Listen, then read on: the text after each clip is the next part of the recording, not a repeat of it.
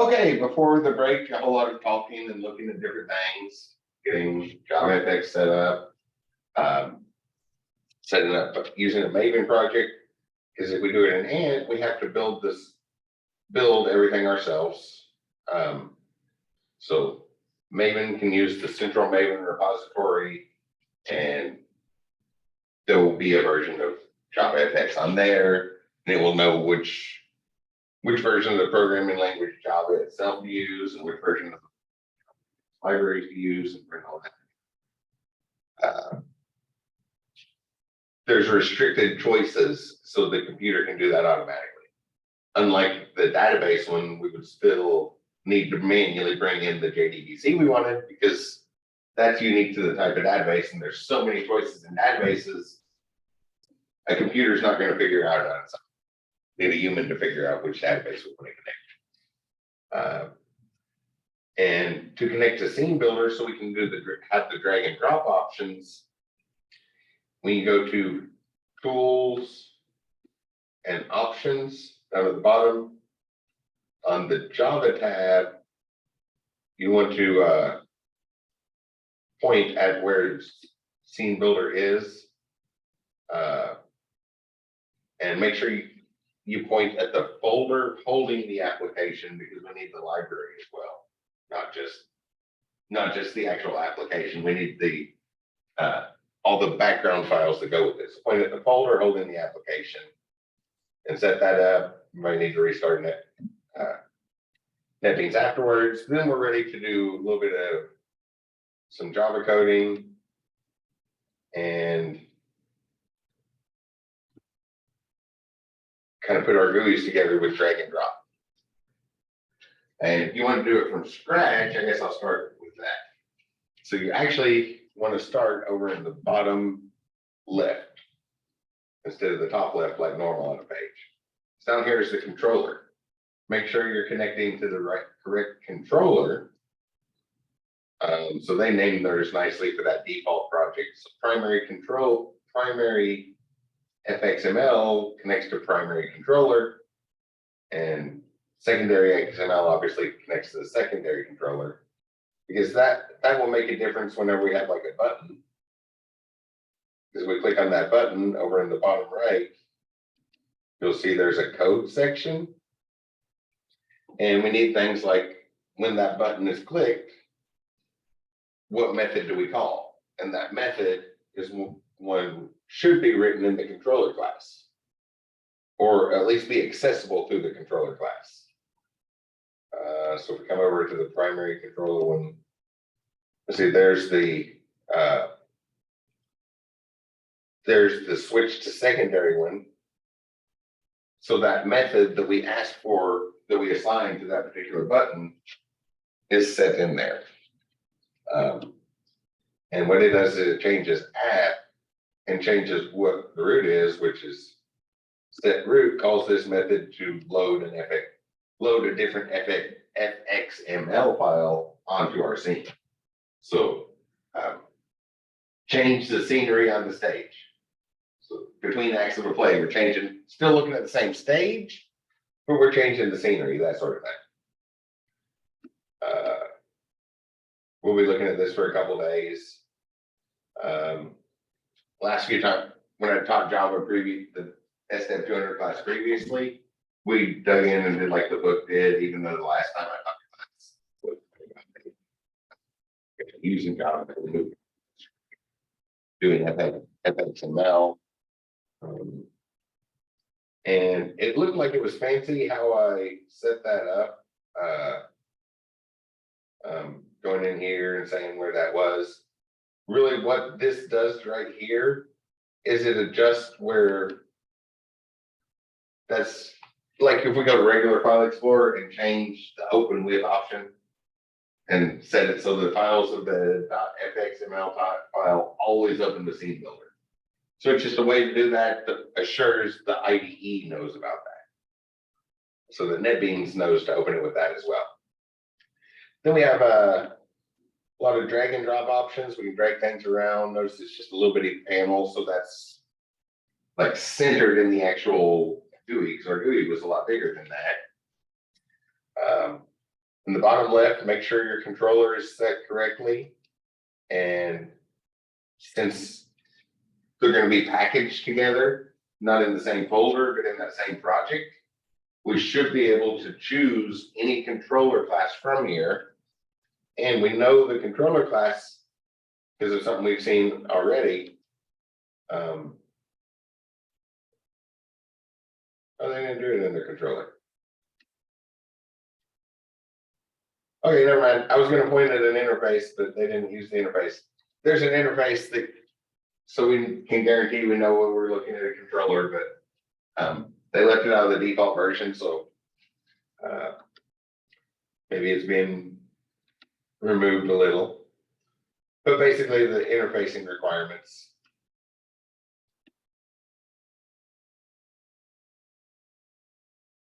Okay, yeah, the interface required a method that I never once used. I only ever put it there and just deleted the default code and just left it there because it would show an error message if I didn't do it.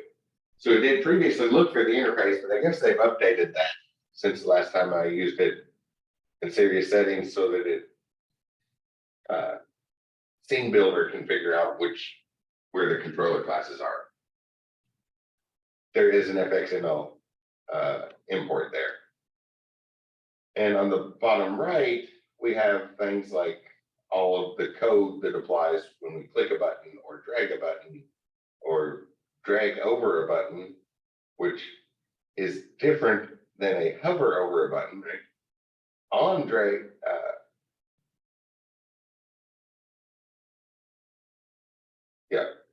on drag entered is different than on mouse drag entered.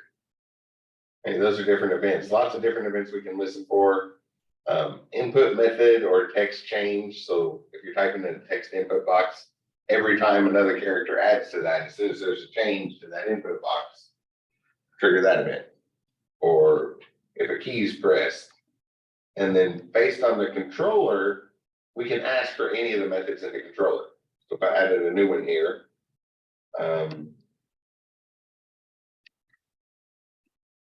let's say, oh, well, I'll do it this way. Public void print, I'll call it say hi. Say hi. And what that's going to do is just print out hello world. Probably not going to run this. Actually, definitely not going to run this yet because I want to point at something first. I wanted to point at all the stuff that showed up in the output box. If we come back over to SceneBuilder, save this, we come back over to SceneBuilder, we click on that button and look at the options we have, and maybe on, I'll switch the click to that. So on action, our primary click, we now have a say hi option. If you're looking at the TVs in the room, it's behind that. I think everybody's on the Zoom call, so you don't necessarily need the TVs in the room. But when I added it to the method, remember to hit save. I forgot that so many times over the years. I'll add it and then jump back over here and be like, why is it not working? And then start trying to track down some big complicated bug that's not there just because I forgot to hit the save button before switching to the other software that happens to be looking at the same file. So that's how we get more methods in there. Real quick before I actually run something to do with Maven. So introduction, sort of preview mode. Oh, it was already downloaded.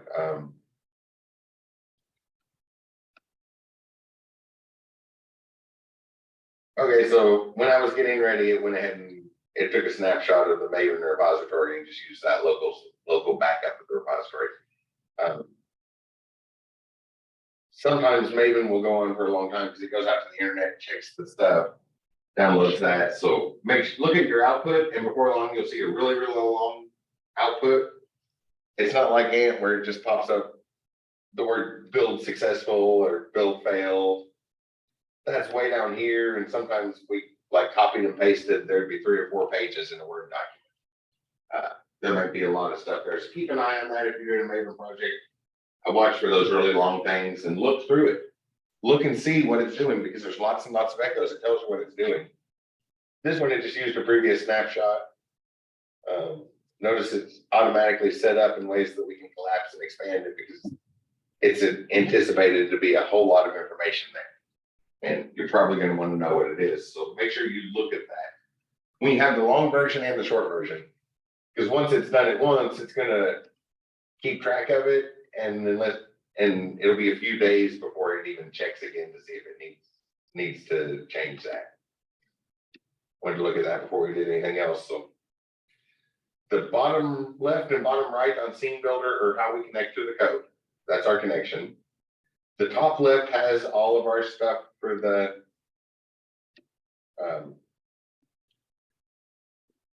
top left has all of our controls, containers, all the stuff we want to put on the GUI. So up at the top is some containers to organize them. We looked at that briefly. Controls are the things we're actually going to click: our buttons, checkboxes, choice boxes is like a drop down. So we have a drop down menu, and we connect that to a list or array list or some sort of collection.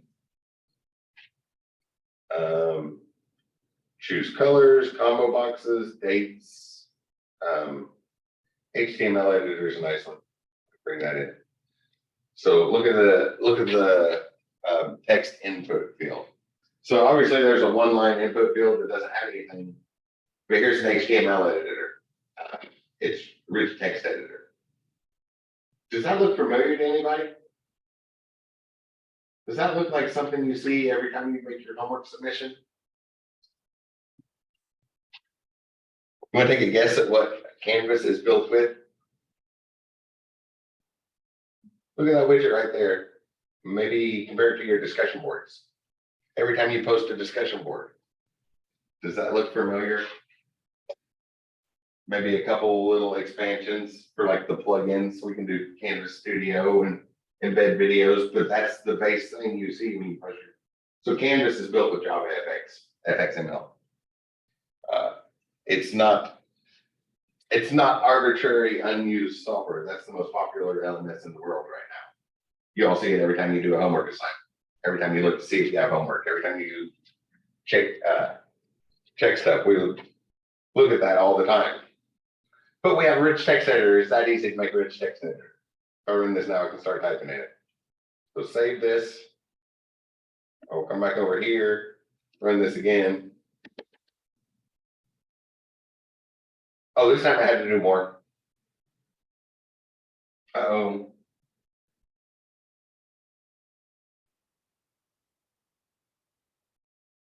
Why did it fail?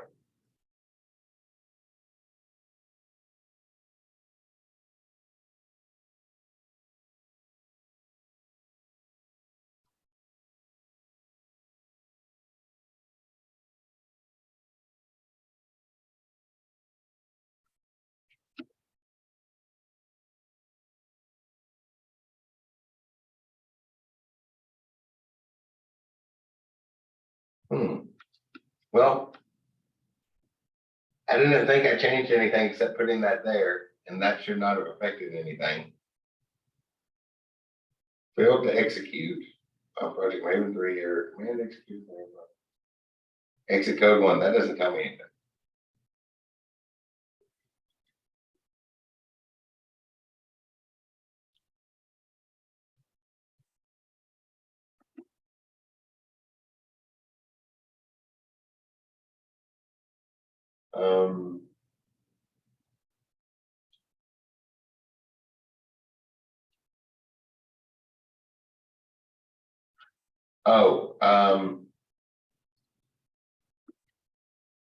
I know what caused that. So when we created this, I'll go over to the downloads folder. When we were talking about setting that up, we have, well, 8 of them.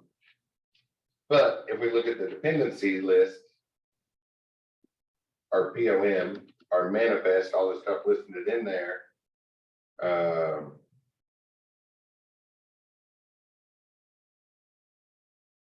So there's a plugin. There's a plugin. Is it this one?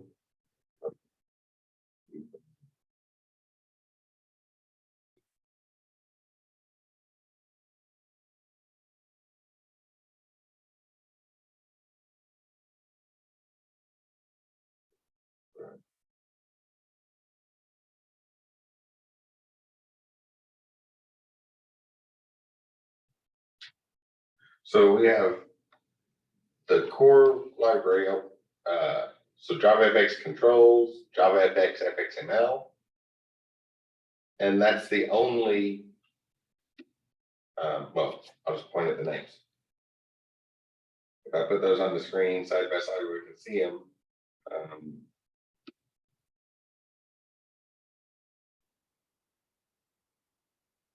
it's not going to fit side by side, is it?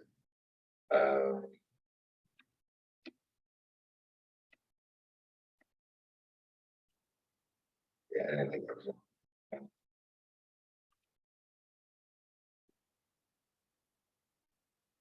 So JavaFX controls and FXML, JavaFX FXML. So we'll see both of those right here. So by default, it only added 2 of our libraries in. And I just happen to know that other one isn't JavaFX.web. So let's see if this will work. I'm going to copy this and create a new dependency for JavaFX-web.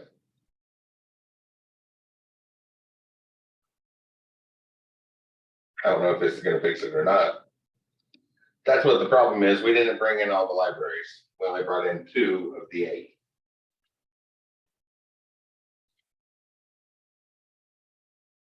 No, it failed again.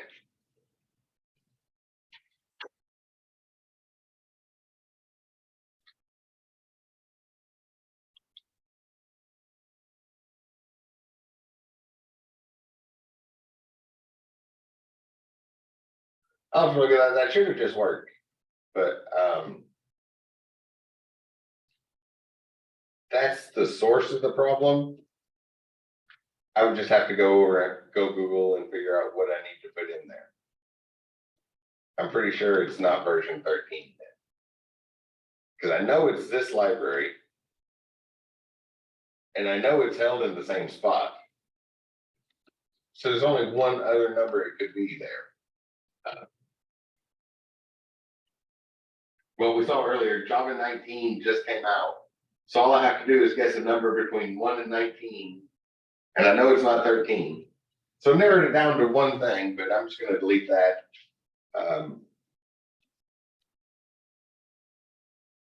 And it's a lot easier to Google it than sit there and try 19 different numbers. So I'll delete that one and bring in something I do have. Bring in a bunch of things, so like a date picker and combo box and checkbox, and we have all these other things. So now when we save that, our FXML file, whoops, edit. Right click on that and edit, and we can see the FXML file automatically updated. Oh, maybe that was what it was.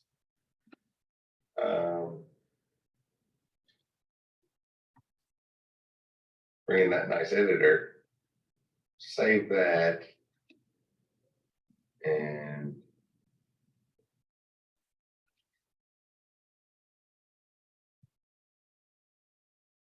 yeah, so somewhere it's missing from the dependency. I'm not sure why it's missing in the dependency. I guess that would have been a more logical route to go to show you all. Lead back to the manifest and add in that. But the JavaFX web package is there. We have control. We can look at our prom file. And we have controls and FXML. And from where we downloaded it, we can see the names of them. Web is down here. So it should just be adding web to the dependency list.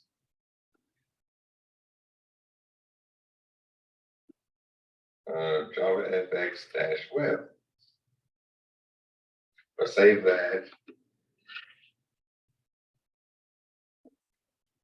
And then I'll automatically fix it.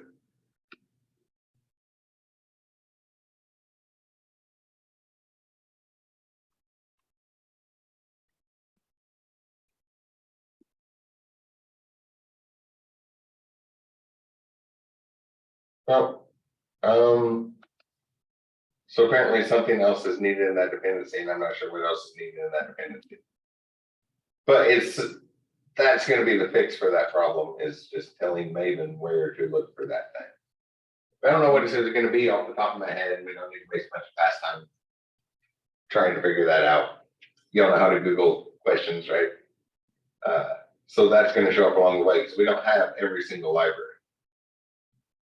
Whoops. Oh, yes, reload that.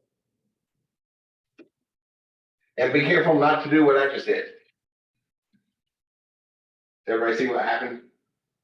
The same software was open, the same file was open in two pieces of software. Change it in one, it messes up the other. That gets it back here. We'll save that. And this one should run. And now we have some different options to look at. So maybe we can put it on the checkbox. So we made another method. We added a checkbox to that. And in primary controller, we added this say hi method.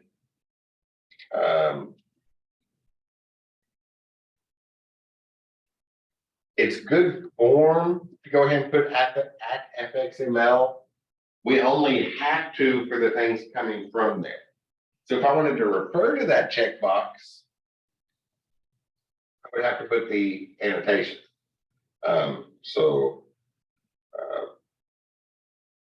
Private check, or not private, at FXML checkbox, CHKBOX, something like that. And bring in the import, and I was expecting that to turn green. And we put it down here.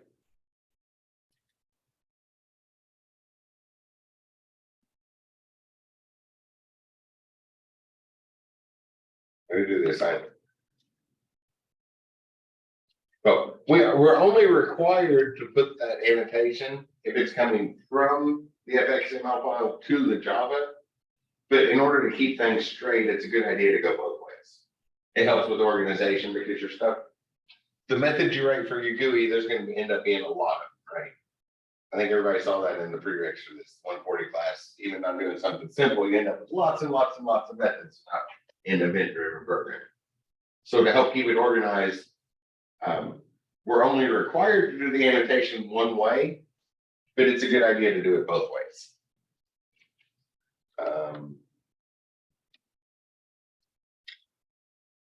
And I'm trying to pick and choose things to point out so that you can start clicking around and doing these things. So if you see that an error message like that, well, I guess we could go.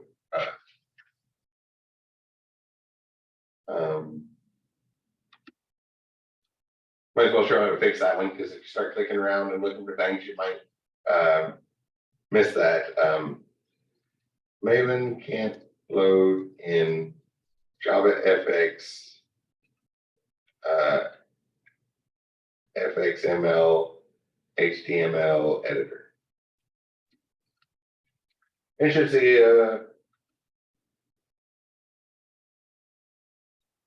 some results. Y'all know the thing.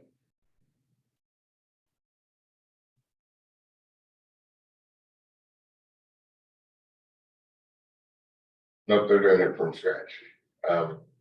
Stack Overflow is probably not the right place.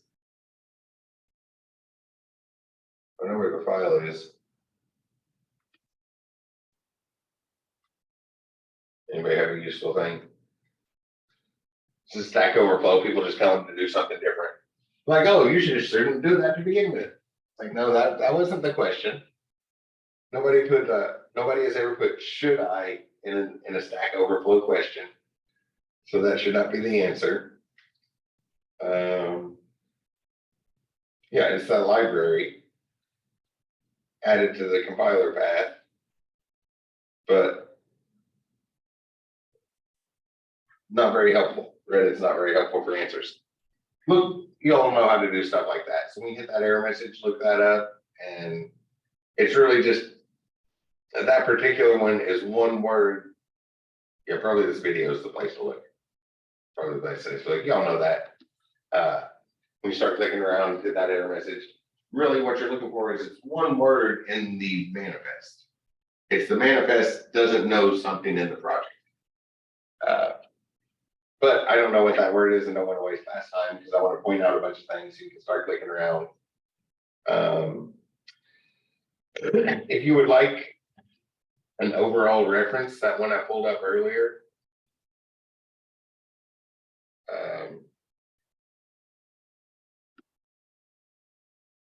So this repository on my account, so same name as the ones you're used to, /funds. This one stayed there. It goes, if I go to the top level, it has a release and stuff. Like it actually has a release, which usually I move stuff off GitHub out when it's released. But this one was for my own personal usage. So there's no reason to take it off and distribute it or anything. It's like, hey, might as well leave it here. That's a good place. But this has a JavaFX examples with FXML. So you can look in here and find all of them. And I organized it a little bit different than what that Maven project is. So like going into tools and the general ledger, you'll see the ledger item Java and ledger item, I guess I'll go to the next one. So that's the data class. The ledger item pane.java and ledger item pane GUI.fxml. So I've been teaching for a couple of years by this point. So I had reference material in mind. So here's a reference of all of the FXML and Java stuff and how it ties together. And the main controller classes, there's like this Java one that ties everything together. So there's the look at the FXML file and grab a text field, give it that name. And then when we initialize it, I do loaders different. That's how I always do the loader. Get the loader, get a class, do all that. And when it does that, then we can look at all the child objects and load the child objects, and that fills in all that will initialize all those objects. So there's a reference there if you want to look at those, but main thing is that FXML is required if we're grabbing it from that thing. Up here, there's a big controller. Oh, yeah, one called controller. Lots of inputs. We used to be required to implement that interface, but that Maven project we just generated did not have that in the template, so I guess it's not required anymore. But the method that implements, I almost never did anything with. Oh, I guess I did in this case. I usually write a different one, but oh yeah, you can see my comment. I pretty much never use this. Usually that's the only thing that goes in that. That's just required for the interface. But it looks like that interface isn't required anymore. So I guess you can omit that part. And then data fields or objects that are on the GUI coming back in. Notice the class names will line up. FXML tag name will perfectly match the Java class name. The initialization, the instantiating all your objects is handled by the loader.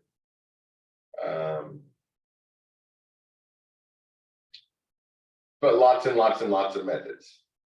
Event-driven programming happens to be like that. So if you want a consolidated place, you're probably used to looking at my code, right, from all the class examples over the last 9 weeks. Probably used to getting used to the way I write code. So there's a full piece of software example written by me. So is in the style of our code, since y'all are used to looking at that, among the other obvious references where you would normally go look for stuff. Let's see. Oh, so back over here, tying in all this stuff, and we'll see more. So kind of the code section, I'll click on one of these random things. I guess on our checkbox, we could run that method.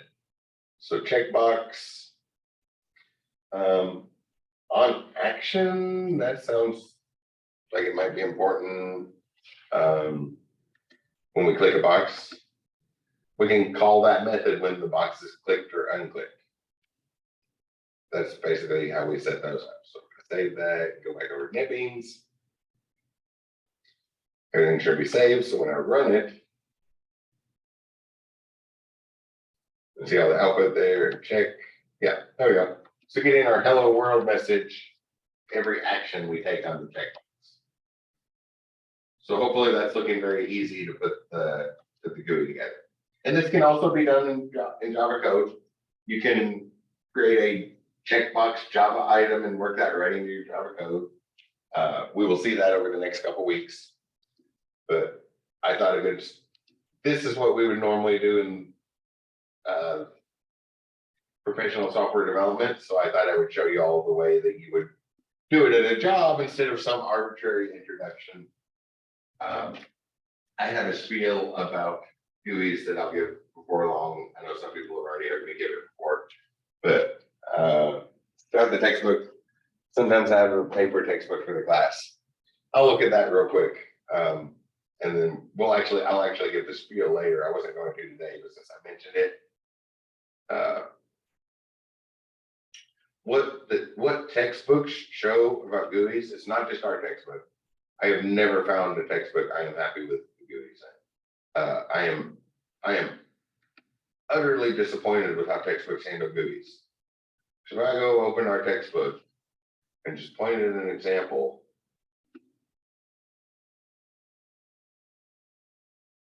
I could probably even dig through and find the most advanced GUI our textbook shows. What chapter is it? 15? Yeah. 15, 16. 16 looks like it's the more advanced version of JavaFX, so I'll look at that. Expand that, and I'm guessing the ones near the end are the fancy big combination. So there's a case study. 16, 14. Let's look at this. Let's go somewhere here near the end. I'll go by slider and look at some pictures. Oh, actually, there's probably in the exercises. The things they want you to do, there might be some pictures. I'll look around here. There we go. They want you to make a GUI that looks like that. Oh, that's good found so far. Those three GUIs. I would not count that acceptable as a dialog box. It's a message box that just popped up and says you need to remember to save, and then have an OK button. I wouldn't even count what textbooks show for GUIs acceptable for a little message like that. It is they completely disregarded that as something. I'll go on a spiel about it later, but what textbooks have, and it's not just this textbook, I've never found one I'm happy with. They're all like that. If it was just a message box reminding a user to save, I wouldn't even consider what a textbook shows as a GUI to. I wouldn't even count that as acceptable. It's like that is not how we make interfaces in our world. There's a standard. They all look the same, right? First time you open NetBeans, you had a pretty good idea what to do because all our GUIs look the same.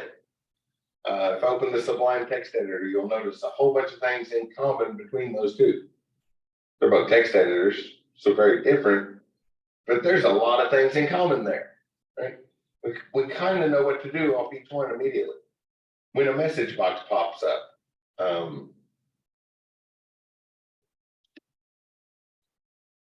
I go over here and I think this will pull up. Try to run, where's telemetry? We'll drop it out of the way and go to figure sessions, let's check out the objects. Oh, I was expecting that to have a message box pop up. Go ahead and profile it. Yeah, a message box like that. It seems like the GUIs in the textbook barely reach that level to just present a message. Put a little picture here, some words up there, and then an OK button. So they're doing the bare minimum. Yeah, I hope that works. If it the actual template from that, I don't want to interrupt the telemetry, so I'll jump back over to that while it runs. Where's the flag one? Their culmination. This is the culmination of their chapter. Who put a picture of a flag? It's not just this textbook. I feel that every textbook just falls unbelievably short on making a GUI. That is not a GUI, that's a picture. There's a big difference. And that's the culmination of where this textbook gets to. And this is considered one of the best, this is like the top textbook on Java. The latest version of Daniel Lang's book is generally considered the top textbook on Java. So, and it only goes to put in a picture on there. I take very large issue to that because heading into software development careers, you probably need to do a lot more than that off the bat. So, actually, SceneBuilder is kind of nice for that. If I go over here and when I go to new, oh, whoops, I was blank one. New from template, that one we get right from the beginning. Look at this template. One of our templates is like a standard application. We got our menu there already. Got the panels that we can hide and show and all that. I'll talk about that soon. Some of y'all have heard me give that spiel a little, and I feel very strongly about it because what's shown in academia as far as GUIs is not acceptable for where if you're heading into this field. That is not an acceptable GUI. If you got hired at a company and turned one of those in for a GUI, you would probably be let go from that company pretty quick. They're like, no. So it is something you're going to want to put extra practice into and follow the patterns. If I keep going around here, there's some options on layouts, minimum width, maximum width, preferred width. So this is one thing that's really nice. That's the one that took them a long time to figure out. Minimum, maximum, the min width, maximum width, avoid those. Don't use those. That's what took them 20 years to figure out, because they kept trying to take too much control. Go for preferred width. Let the computer figure out how big that box should be. And you say, okay, I want it to be 120 pixels. And then let the computer be like, no, I'll give you 117.5. That's what it takes to do the cross-platform looks good everywhere sort of thing. That was one of the issues that took a long time to figure out is don't use min and max. Don't try to control it absolutely, because it's going to be showing on lots and lots of different screens. It's going to be showing on way more screens than you could ever test it. So that is the key thing, whether you're doing it in the FXML or over in the Java code directly. Always you go for preferred width and preferred height. And anytime the little predictive text you see preferred in there, try to do that, because then you're setting a target for the computer. And if it can't meet the target, it's built in how to adjust. Margins, padding, all that stuff. See all our options over here, the controls, the miscellaneous, the shapes. And just general properties are up here. And so I'll click something, maybe the button, start there. So most of them should look straightforward. What does the text say? That's the one you're going to do almost every time. Text fill, the ellipsis, underline, default button, cancel button. If they need special properties like that, You see there's quite a few, how it's aligned, and style, and right down here, you'll see something that should look very familiar. If I click add, it's looking for cascading style sheets. So JavaFX also takes CSS, which is really what you want to do. You want to use the CSS to style everything instead of those properties and manually do it. Because those properties added to a tag in the markup language, and a style sheet, just cascading style sheets are a way better way to do that. So you can set that up, and here is the name. So right here around style sheet, here's your class and ID as far as the style sheet is concerned. Has everybody seen some CSS before? I see head nods in the class. I see several people who have had need for that class, had need for HTML and CSS. If you haven't seen it yet, you will. So the class and ID here are what goes with your style sheet. The properties are obvious. You can look at those and see what they are. And down in the code, we have another ID option. And that's important. That's going to be important. So when the button is primary button, when this checkbox, it doesn't have anything. If I come back over to the Java code, I suppose that telemetry stuff and primary controller, that's the one we're looking at.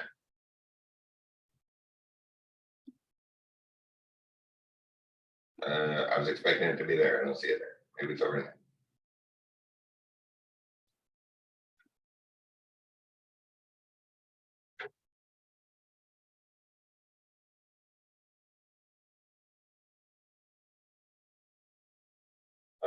I was expecting it in the template, but I don't see it in the template where I was expecting it.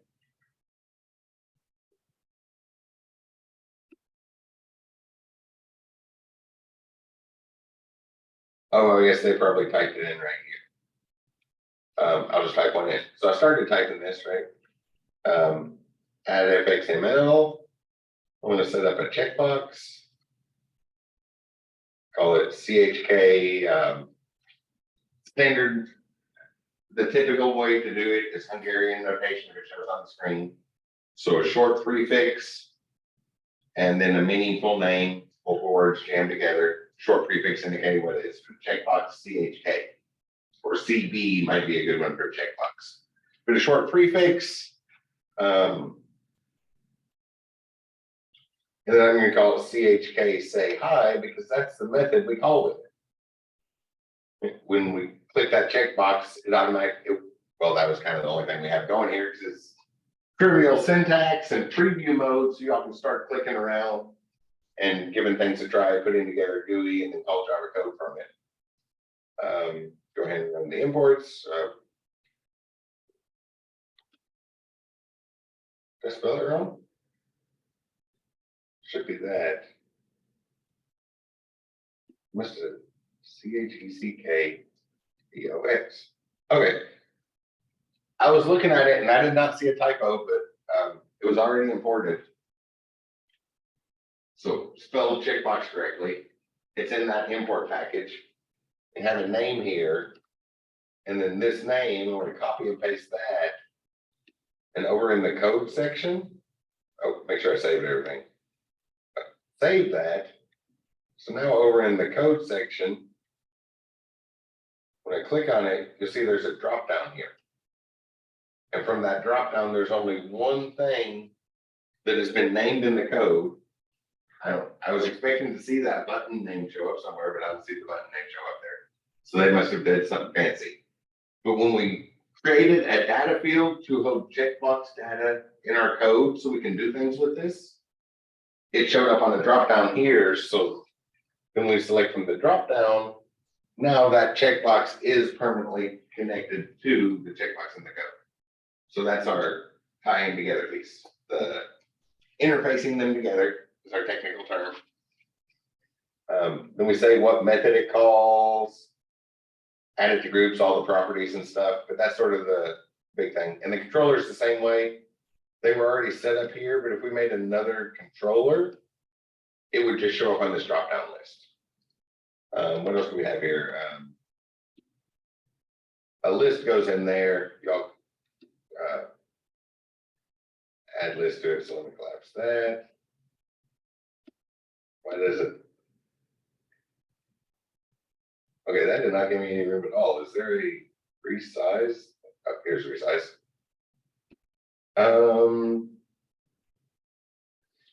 I'll bring in another button. That looks like a good spot for a button. And over here, I'll create one that I'm going to do in the code. So maybe this button's going to change colors. We'll see how to do that soon. Button, BTN, color changing button. So that's something we would probably do dynamically, right? We're not going to reopen the XML file and type in a different color. We're going to write some Java code that says background color changes from blue to red, like the save button, right? If it's red, that means we haven't saved yet. If it's blue, that means we have saved. That's the colors I always go with. I guess we can do it different ways. Maybe it's going to be grayed out so you can't even click it, turn it off, all that sort of stuff. But we're going to make changes to it dynamically. So we need a reference to the one in the code. So if it's coming from the XML, we have the annotation.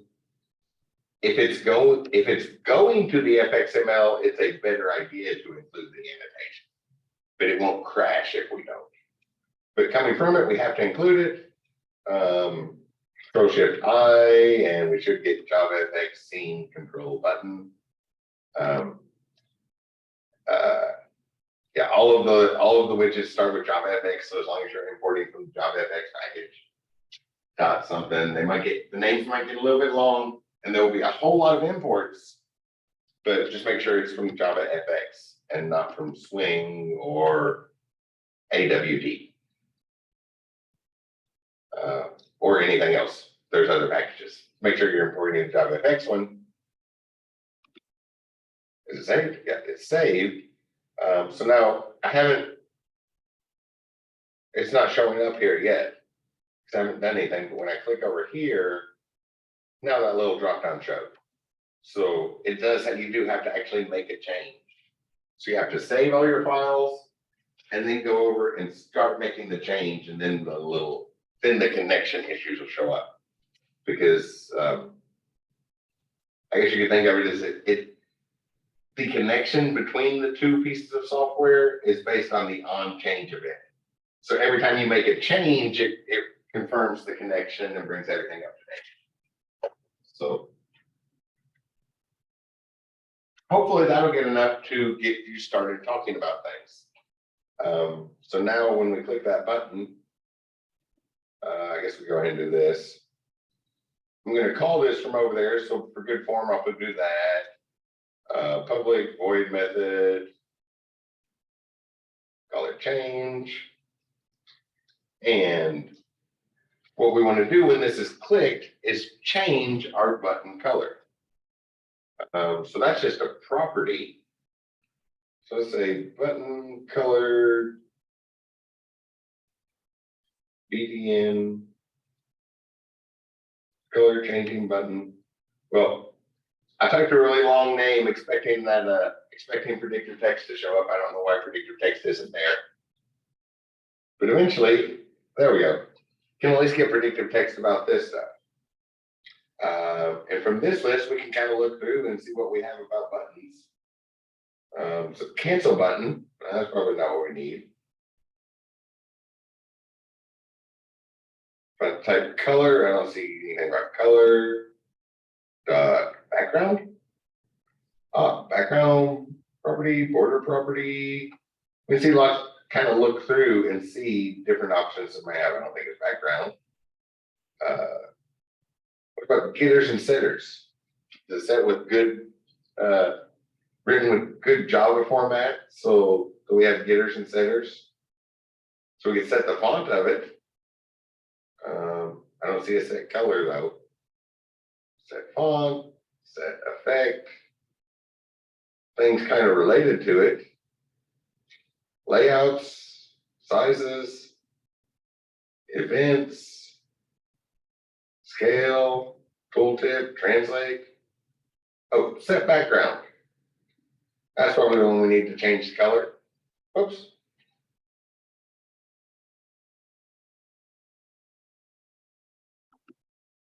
I don't know why I did that. Set background. Make sure it's the right thing shows up. Background dot empty.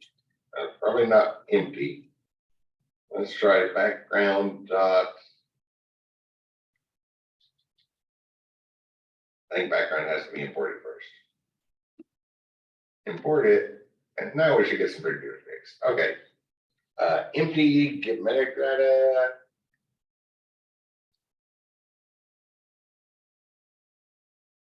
Maybe that's not the one I was thinking of. Let's see. Button dot set color.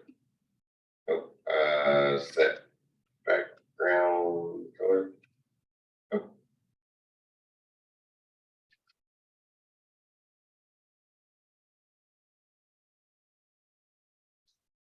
Is there a name over here we could refer to? There's more than one place we could look. Text fill, over and underline default color, and line display opacity. I don't really see anything about a background color. So the background color is a little bit difficult to set. We'll see that soon. But we can see all the properties we have over here.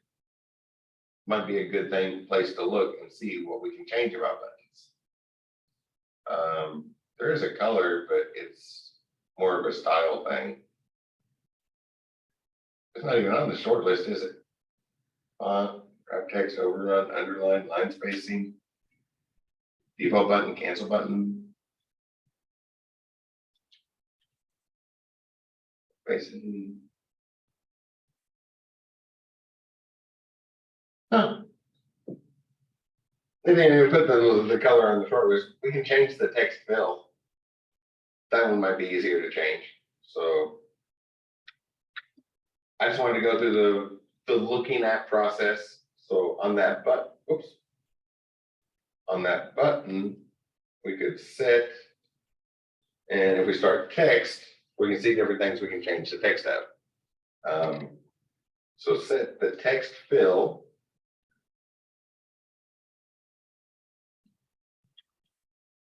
And we need some sort of paint. Import that so it shows up on the predictive text. Paint dot value of string, or should be able to do color. Yeah.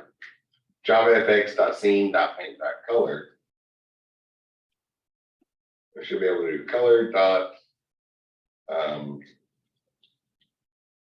sure red's on there. So we've seen it before. What is color? It's a finite list of things, right? What do we call a finite list? Anybody remember?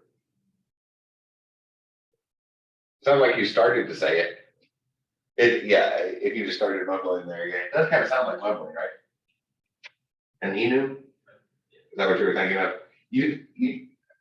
Yeah, it sounded like you started to say it and then kind of forgot the word, but that word does kind of sound like mumbling anyway.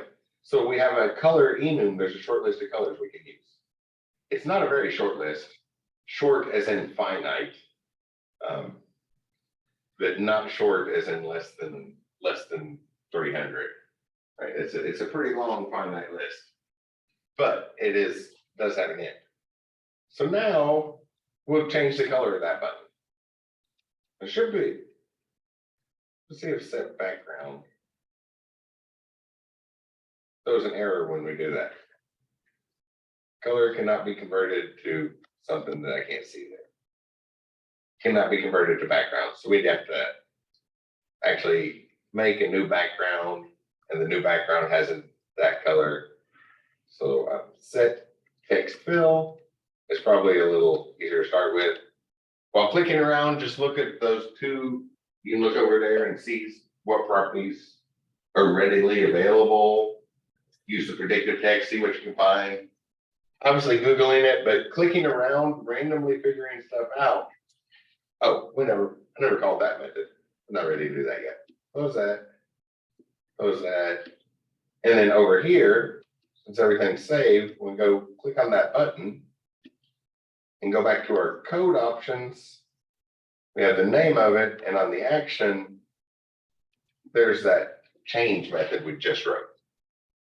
So we have to tie everything together, work in two different places. We save that and then jump back over to NetBeans. Now we can run it, and that should give us a color change. And that'll finish up everything I was going to look at tonight.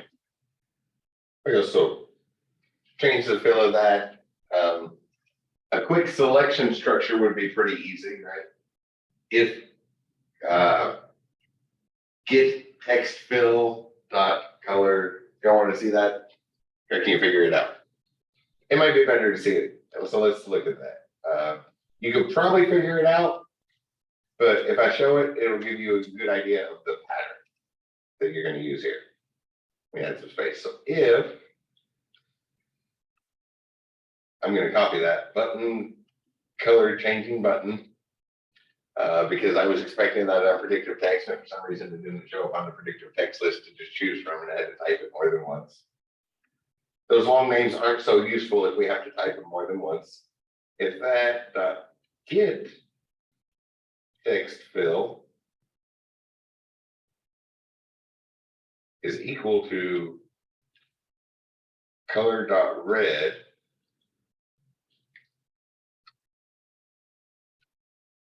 so if it's not red, that's when we want to make it red.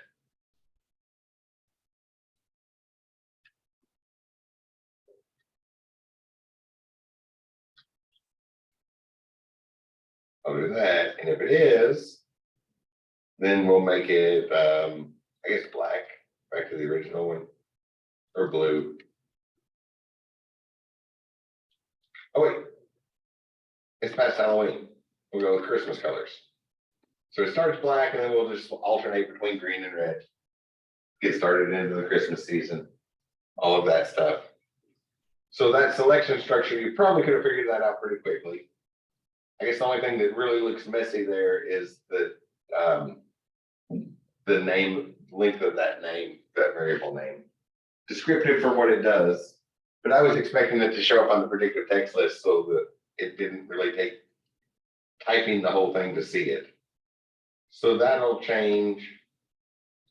But basically we write our methods like we're used to doing in Java, and then you just call that method from a button. Now we alternate between those. We say hi. I guess I got an output would probably be useful as well, right? Auto label. I'll put the output on a label. So we need to bring that into our code. This way y'all can kind of start clicking around on stuff. So over in that FXML file, we have a label. We'll give it a Hungarian notation, LBL output. Sounds like a good name for it.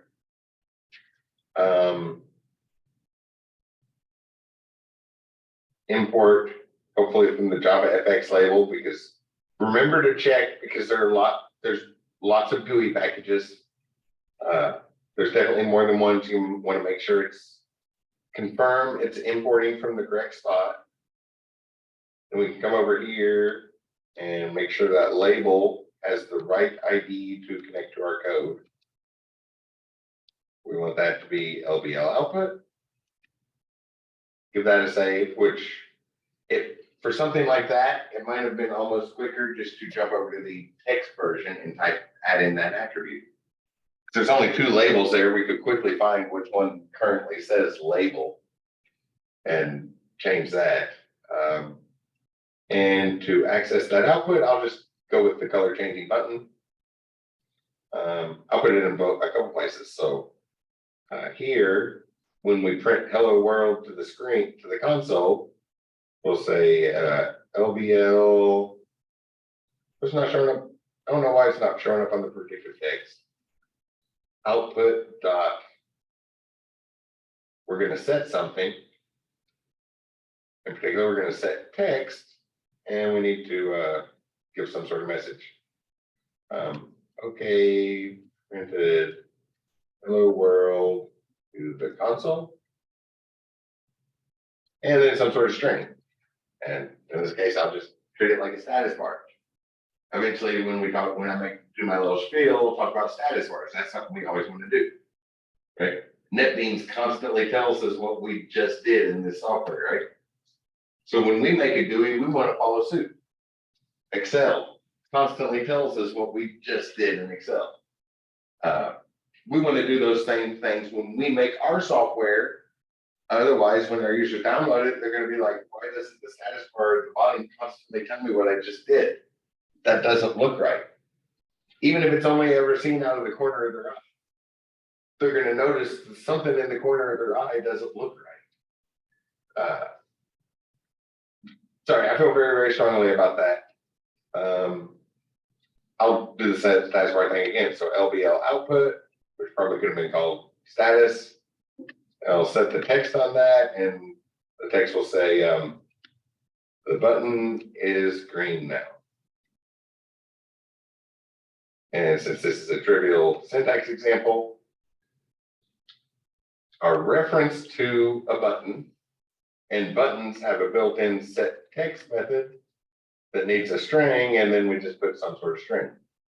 So here the button text is now the color red. That way it's a nice long string, and we can tell the difference between the two sentences at a glance. That method's already being called. We set our ID in place. So when we click the button, it tells us the text of the button is now red, like a good status bar would be if it was down at the bottom of the screen where a status bar should be. We click the checkbox, it tells us that, okay, hello world has been printed to the console. Click our button again, it tells us that it's green. A status bar.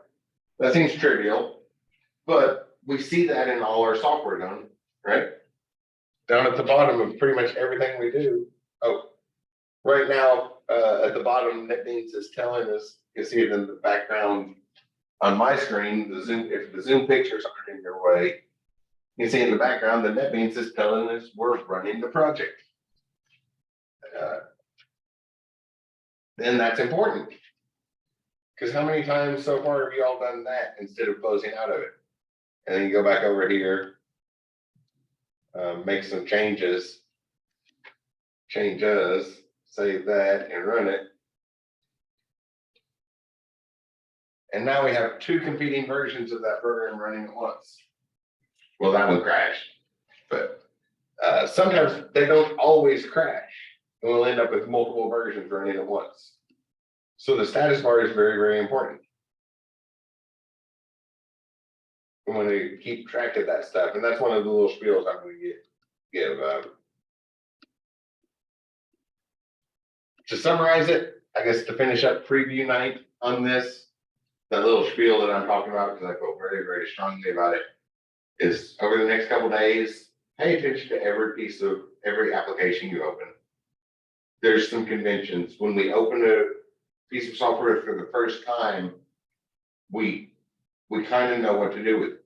There's only a couple of appearances that we'll look at, right? Like NetBeans has the main menu up top. Underneath that is a toolbar with buttons that do the same thing. The most important ones from the main menu. Some sort of organization at the left that can usually be hidden. Our main content in the middle, and down at the bottom, we have the status of what's going on. Some things, instead of the toolbar and main menu, combine them into a tool ribbon, so that the combination of those two makes a tool ribbon. When we right click, we expect a menu that has everything we could possibly do. But there's that general convention. Main menu, toolbar, main content, status bar. That's one of our appearances. If I come over to say Google Keep, I use Google Keep a lot. It's one that never got promoted. So if you never used it, it's basically the Google version of the Post-it notes. Really, really useful. You can put a check. You can put a list box. If you make it a list instead of text, you get the check box so you can check and uncheck stuff.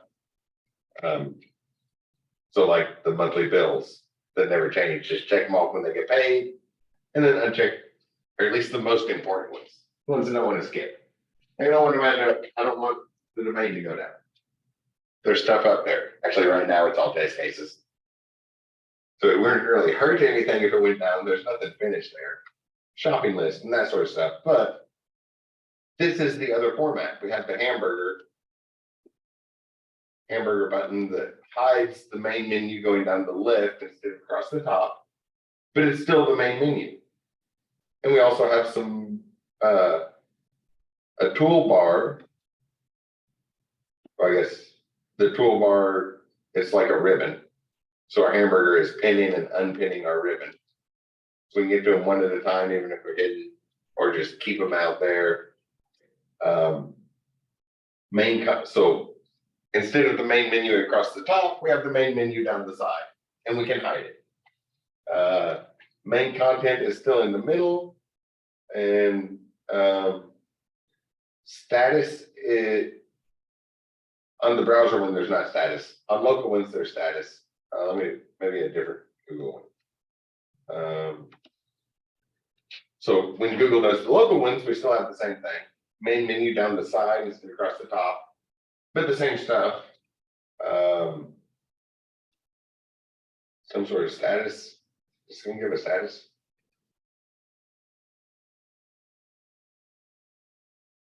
Nope, I guess Google got rid of their status bar stuff. But a lot of those with the hamburger menu down the side, we still see status bars. Because I guess depending on what it is. Google Docs definitely has it. Google Chrome has it. Down at the bottom, it's constantly hovering up. The status bar comes and goes. I guess that's what Google is. But we still have that status. Right? Like right now, it's telling us getting ready to click on a link that goes to this thing. If I move over here, it's like, okay, you're getting ready to go to a link. You're getting ready to go to this link. So we have that status. Some conventions. Pay attention to your software because you want to match those conventions. When somebody downloads a new piece of software, this is a preview. I'm going to go on a long spiel about it repeatedly as we talk about GUIs. When somebody downloads a new piece of software, you have about 5 seconds for your user to figure out how to use it. And they're not going to look at the documentation in that 5 seconds. Right? You all do it too, right? You're like, okay, I need to try something. Go to Google, find 15 best list, 15 best for 2022. You start clicking on them, download the first one, open it up. Nope, uninstall, go back to number 2 on the list. So you got about 5 seconds to convince the user to use your software. And the first way to do that is you want them to know what to do when they open it. Somebody opens NetBeans for the first time. At the very least, they know to go to File, and there should be a new button right at the top. We all know to start there. So anytime you make a piece of software, there better be something up in the top left corner that says File. And when somebody looks at it, they go there and see a new button, and there's the 5 seconds. They already know how to use your software. If they don't see that, they're uninstalling it and going to the next thing on the list. So very, very important for this field of software development is matching those conventions. Sometimes we want to rock the boat, but rock the boat slowly. Don't go overboard with artistic expression on your GUI because people will just not know how to use it and they will uninstall it within 30 seconds and the decision will be made. Most of that 30 seconds will be opening the software to uninstall it. The decision will be made in. I don't think I have to do much convincing because you all do that too. We all do, right? So make sure people know how to use your software the very first time they open it because it'll be it'll be a couple hours of clicking around before they look at the documentation for it. So that's preview mode. We're gonna get in there and look at that stuff in detail. Obviously, we're gonna look at more stuff. I went to preview so you can start clicking around on things. That was a long night. What do you got left? 15 minutes? I probably should have ended about 15 minutes ago. That was my plan. Any questions? I'm sure there are questions, but there are more detailed lectures coming up. So that was trying to preview a whole bunch of stuff at once, get a first look so you can start clicking around because it's an active subject. We learn by doing it. Please take time to click around and do that. I'll count in a couple seconds. Okay, I assume 5 seconds of silence means no questions. If you have any, send them my way. I'm always happy to help. Otherwise, I'll see you all on Thursday. Everyone have a good one. All right, enjoy the last couple days in nice weather. I think it's going to be cold soon.